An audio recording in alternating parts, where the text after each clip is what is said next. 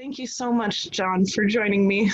I'm, this is great. I love being here. You have a great community and your light is enough. I don't even need to say anything here, but we're going to have a conversation and see what happens. Thank you, John. So I've been looking at your work the past few days, kind of digging in so I could really find those beautiful, deep, mystical questions to ask you. And the first one I have is, where do you see that we are at right now as a whole, as the human species here, moving towards healing every day? What do you see right now? What's your thoughts and your feelings about where we're at? Well, I have a simple solution for everything, and it's not my solution. It's, I feel, the solution. It's the only solution, and that's to have people wake up. Because we could have a conversation about the economy, and about the environment, about racism, about disparity, about anything you want to talk about. And so many people are out there trying to fix it in the reflection, and they're walking around asleep. We got to wake up. So that's half of my practice, is to help people to point to the obvious. There's so many other people doing that, you as well, Eckhart Tolle, but that's a big part of it. And if we don't have that, then life can be a real struggle. The other half of this practice that I do is to help people clear and reset the things that weigh on them, to basically reset the past so we get a new start.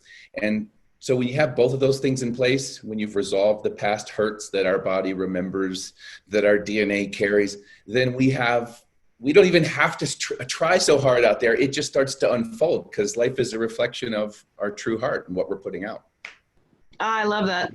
And when you talk about waking up, I love how you describe it. You talk about being in the moment and how people, they leak all this energy, all this effort into the future, into the past, and then they don't even have a chance to act in the moment. Can you speak to what is it going to take for people who really have so much worry about the future, especially right now?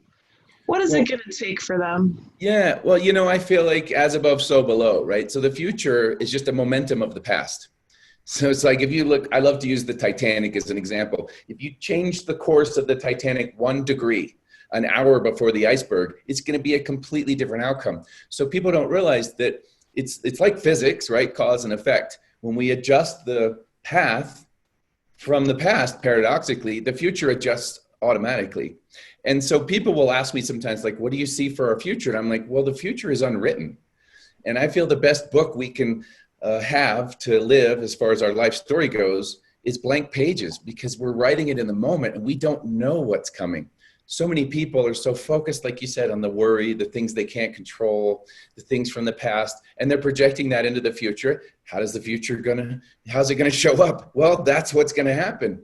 And another thing is, when you were talking about waking up, it's such a simple thing. It's not like we have to walk around like the Buddha or Jesus or some other, Mother Mary. It's really just moving from the mind into our body. It's so simple. And we have awareness, we have attention.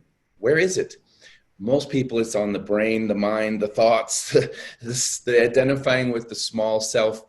And that's very, very, very, very limited. Not only that, what defines the personality or the small self? It's everything that's already happened. Well, if we look at our history, our life individually, but also our parents, grandparents, and humanity, a lot of unpleasant things happened. And most humans didn't resolve that. They still carry it.